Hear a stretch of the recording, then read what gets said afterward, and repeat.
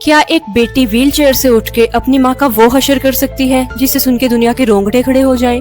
Gypsy नाम की एक लड़की की माँ, जिसका नाम था डीडी, वो पूरी दुनिया को ये बताती थी कि उसकी बेटी को कैंसर और मसल से रिलेटेड बहुत बड़ी बड़ी बीमारियां हैं। जिप्सी को फूड ट्यूब के जरिए खाना खिलाया जाता था और उसे उसकी माँ गंजा करके रखती थी।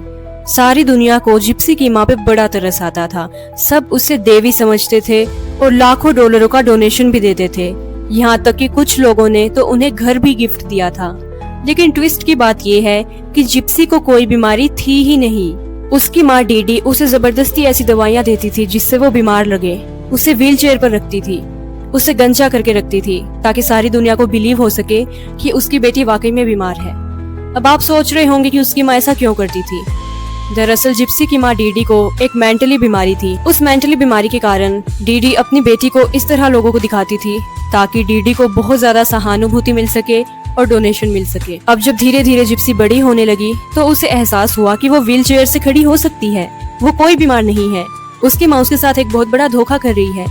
जिप्सी ने एक रात घर से भागने की कोशिश की तो उसकी माँ ने उसे पकड़ लिया और बेड से बांध दिया। उसकी माँ उसे भूखा रखने लगी, उसे सजा देने लगी ताकि वो वहाँ से भाग ना जाए। अब जिप्सी अपनी माँ से किसी भी तरह बच के निकलना चाहती थी।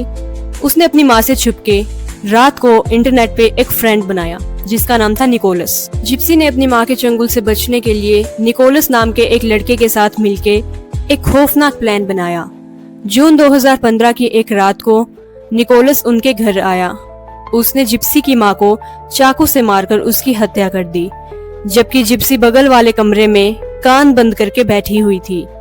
जिप्सी की माँ का मर्डर करने के बाद दोनों वहाँ से भाग गए। जब पुलिस ने दोनों को गिरफ्तार किया और जिप्सी कोर्ट में अपने पैरों पे चल के आई तो पूरी दुनिया चौंक गई, क्योंकि सबको तो यही लगता था कि जिप्सी व्हीलचेयर पे रहती है और वो बहुत ज्यादा बीमार है। जब जिप्सी ने सारी सच्चाई कोर्ट में खड़े होकर बताई कि किस तरह से उसकी माँ उसे टॉर्चर करती थी, तो कोर्ट ने उसकी माँ के टॉर्चर को समझते हुए जिप्सी को सिर्फ 10 साल की सजा दी।